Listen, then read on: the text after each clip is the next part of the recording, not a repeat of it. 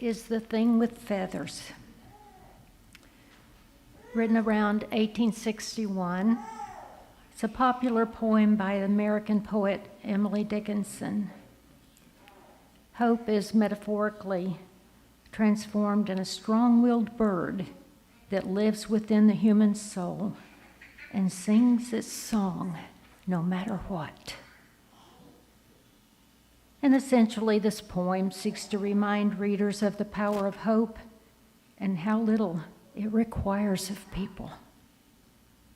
Hope.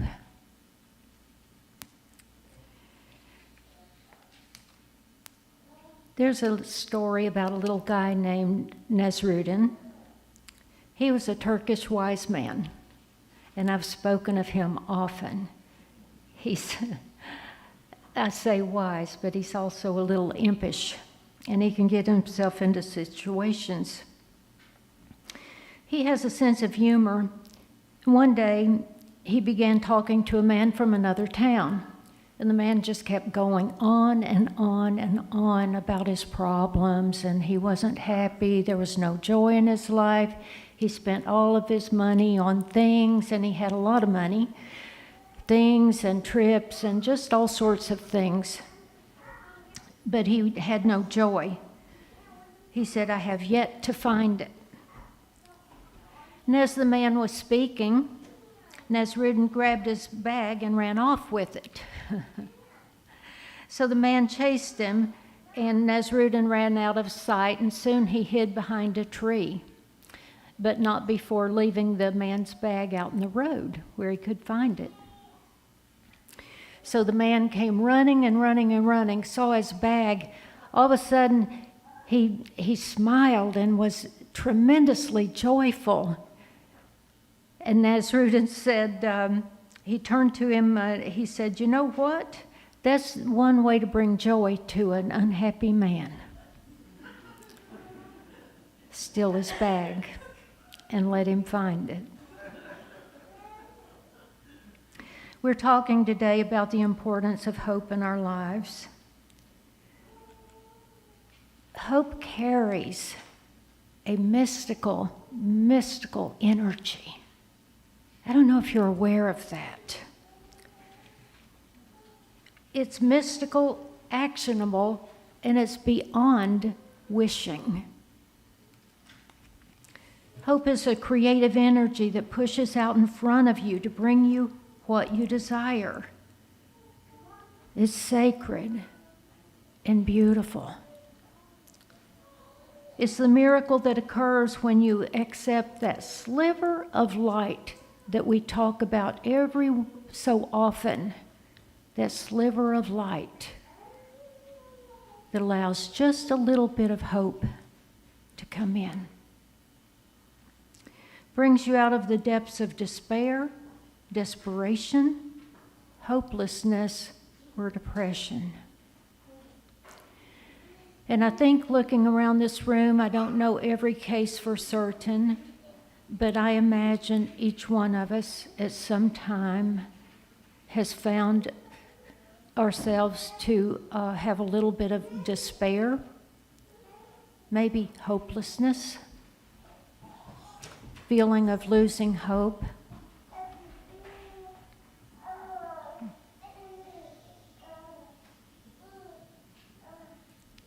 How does it work? Hope. It aligns with the energy of God, of love, of good. And this energy propels you forward towards your goals. When will it begin to work? The moment you choose light rather than darkness. That's when it will begin to work. The moment you choose to change your life for the better, it begins immediately. There is absolutely no waiting period. Hope.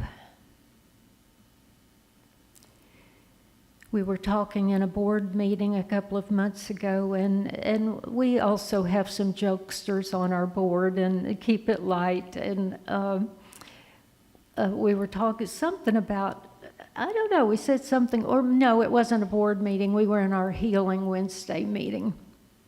Same set of people were there, and some others too. And we were talking about hope. And talking about the fact that, oh, well, somebody doesn't want to get their hopes up.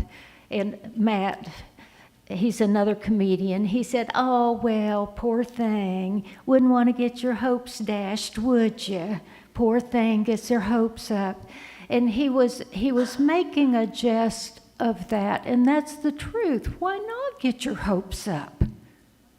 What's the worst thing that could happen? You never been disappointed? Really? Never been disappointed? Get your hopes up. Leave them up. Get your hopes up. Leave them there.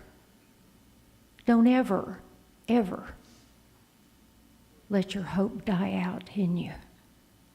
There's always hope. There's always hope. There's always a miracle. There are always angels around us all the time. Always. I think it's so interesting that in the ancient scriptures, including the Hebrew and the Christian scriptures and others, there are mentions of angels all the time. All the time they accepted that angels were around us. Then, extremely ancient times, birth of Jesus, afterwards, St. Paul, on the road to Damascus, angels.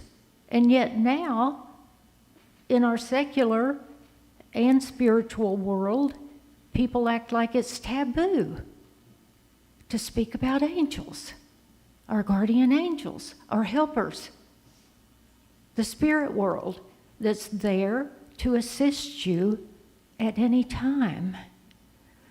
I've read some of the works of an Irish woman. She has seen angels all her life.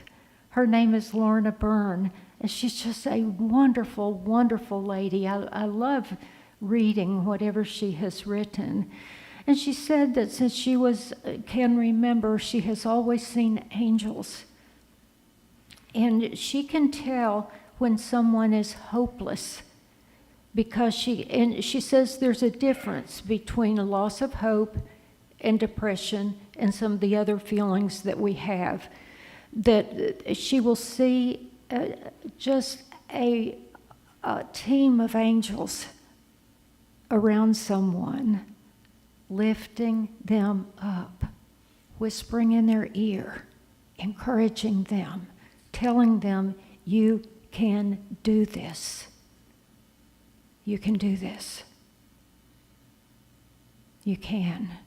Spirit is always whispering in our ear if we would listen. And that's the thing. Many times we are not listening. We're not open. We're afraid people will think we're a little woo-woo. That's okay. I gave that up a long time ago, as you all know. I'm okay with being woo-woo. It's okay. It's okay. You have angels with you all the time, encouraging you, whispering in your ear. Listen to them. So when will hope begin to work? The moment you choose light over darkness. When you choose to change your thoughts from darkness to light. And I know how easy it is. We'll talk about that here on Sunday, and before you even get out in the parking lot, maybe you've chosen a dark thought. And you'll say, well, that was good for her to say, but that doesn't work in the real world. Because look at this, all this upset in the world. Look at everything that's going on. You'll point to that. there's a tendency to turn toward the dark. I'm going to encourage you not to do that. See how long you can go when you leave here today, and you may even be turning to dark thoughts right now, sitting here listening to me. I'm encouraging you, don't do that.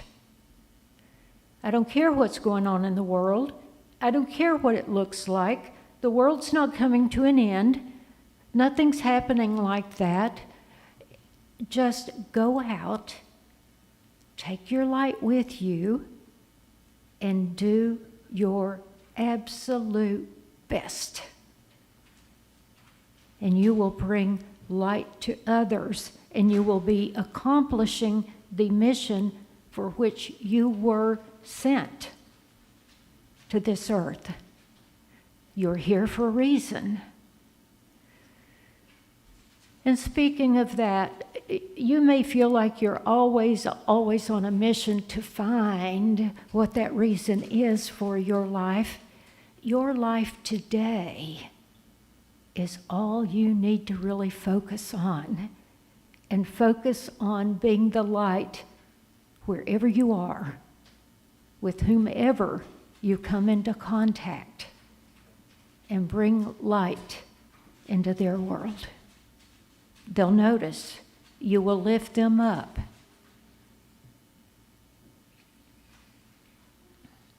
Hope creates synchronicities in your life. Always. The right people come your way when you choose hope. When you say every morning, God, I could see peace instead of this. I know that this is going to be a good day. I don't care what sort of turmoil has come my way. I know, and I have hope. Here's a list of, it's a feelings chart that's typically used to just to show what feelings we might have and where they fall on the chart of feelings for us as we go through the world. As you can see, joy, peace, love, and gratitude are at the top. At the bottom, fear, grief, depression, despair, hopelessness.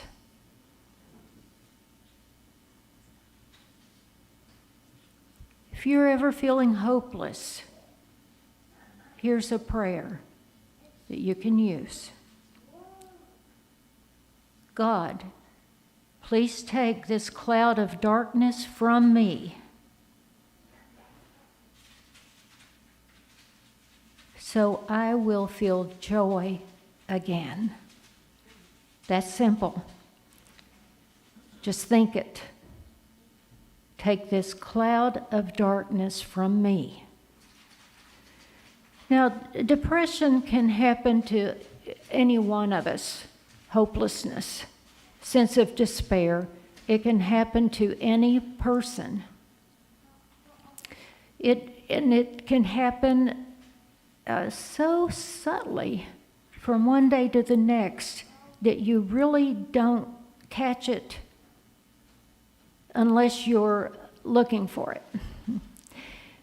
And what can happen is one thought, one sad thought, depressing thought can just keep cycling in your mind. Those thoughts just keep cycling until they take you over. And actually, they can bring you into despair and depression. But you can come out of it. First, you have to be willing. You have to know that you can come out of it, and be willing. Be willing. As I said earlier, it's that little sliver of willingness. Just give it a little light. Just that little sliver. God, I'm willing. I'm willing to see things differently. I'm willing not to be hopeless here. I am willing to be hopeful. I'm willing. And that's like a miracle. It can change you. And the next thing you know, you've put another thought with it, and a little more light has come in. And a little more light.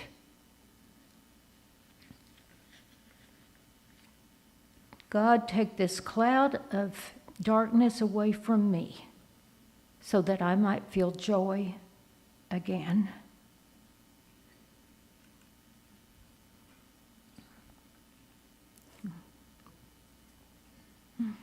There was a funny newspaper ad, Hope Chest, brand new, half price, long story.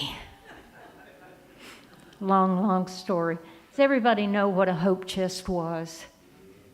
There used to be an old tradition that came from, Europe, and that before young women came of age, they were given a hope chest, whether it was a fancy one or a homemade one.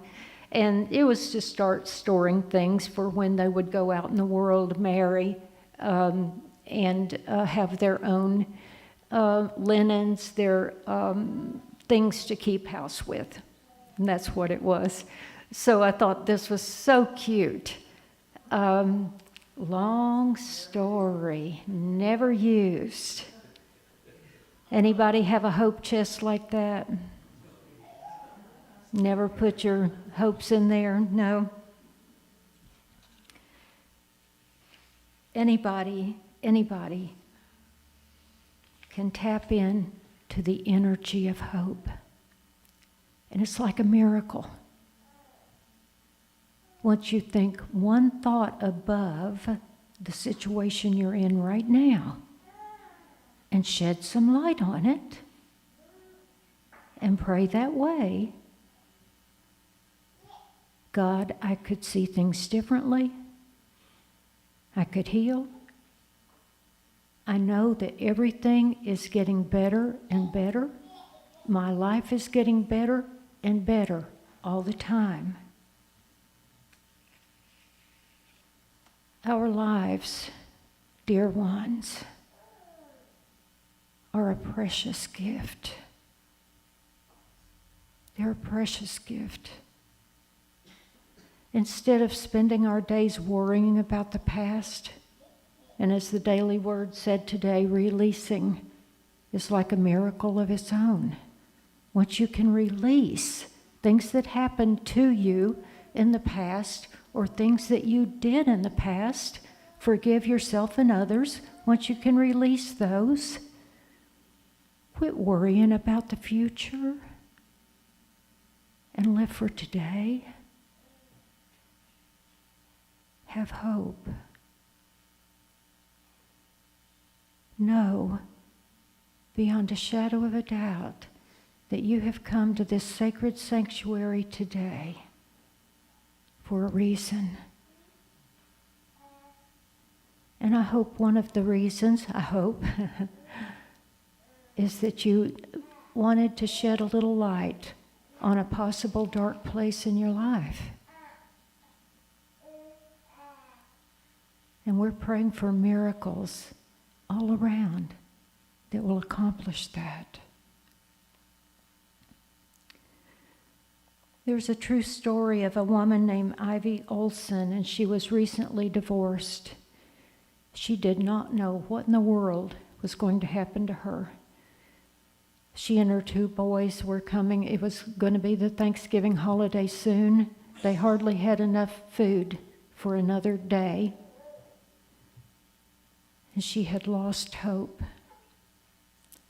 When she was outside in the garden park there where she lived, it was in England, and a neighbor, a very lovely elderly lady, extended an invitation to her and her two sons to come to her house for Thanksgiving lunch. And they did. And she said it was a feast like no other. Every dish that she loved was served that day. And the woman gave them enough food to take home to their apartment, that they had enough food for the next week. And all of a sudden, it filled her with a hope that she had not had before. She thought her world had come crashing down, and there was nothing for her and her boys. She went back to thank the lady a day or so later, and the lady wasn't there. She was already gone. But I want to tell you, that's the way life works. When you will open yourself up to seeing the good in life, God, you'll see God's messengers. They might be right beside you. They may invite you in for lunch, for tea. They may pack a lunch for you and send it to your children. So it is my greatest desire this morning that each and every one of you will be filled with miracles, magic all around, all those mystical synchronicities that are coming your way. I thank you for your time.